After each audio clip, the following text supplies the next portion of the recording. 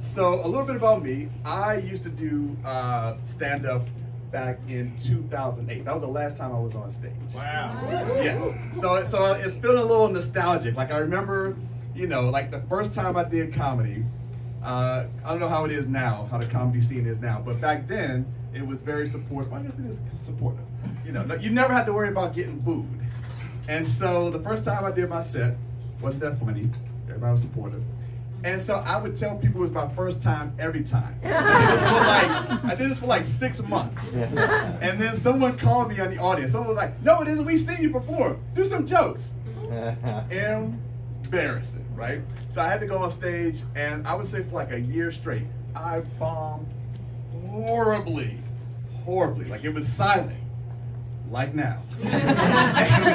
but then you get better at it. You keep doing stuff, you try new stuff. And I had this one joke, which I'll perform for you tonight. It was like my closer. It was like a bathroom joke. And like I would say like how like the bathroom stalls, like how they have that little like space in between the doors, and you can like and people would sometimes the space is kind of wide, and so what people do is they ball up a little piece of toilet paper and stuff it in there. So it's almost like a curtain. And then people would come up and they'd be like, hey, you gonna be your wow? You just see the curtain just flowing. And then sometimes like the space would get even wider. And so people would be just like, hey, how long are you gonna be in this bathroom? So that was my close. I was like, thank you, good night.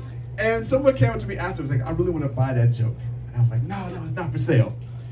And so when I stopped doing comedy, they just took it. Like, yeah, exactly. Yeah, so if you see it, this is the guy who did the joke first. And so I was like, man, I should probably have sold it. He's gonna steal it. But anyway, now I get to come up with new jokes, which is great. I'm starting from the beginning. And so like, I'm trying to like, get the whole feel of the stage. I'm ready for that light, so when it pops up, I can do that classic. Well, I might try something different. Instead of the classic, like everybody does, I might be like, all right. So when I get the light, that's what I'm gonna do. Just so you know. So when you see that, be expecting it. Anyway, so back then I used to be an observational comedian, right? But I was like, well, now that I'm coming back to the stage, I want to try something different. Like, one thing I never did was crowd work. So I like to try some crowd work. Hey, so how you folks doing? Where you folks from? East Coast. Oh. I'm ready for you. All right, okay. Oh, you're from the East Coast. What do you do? I'm a substitute teacher. What do you do?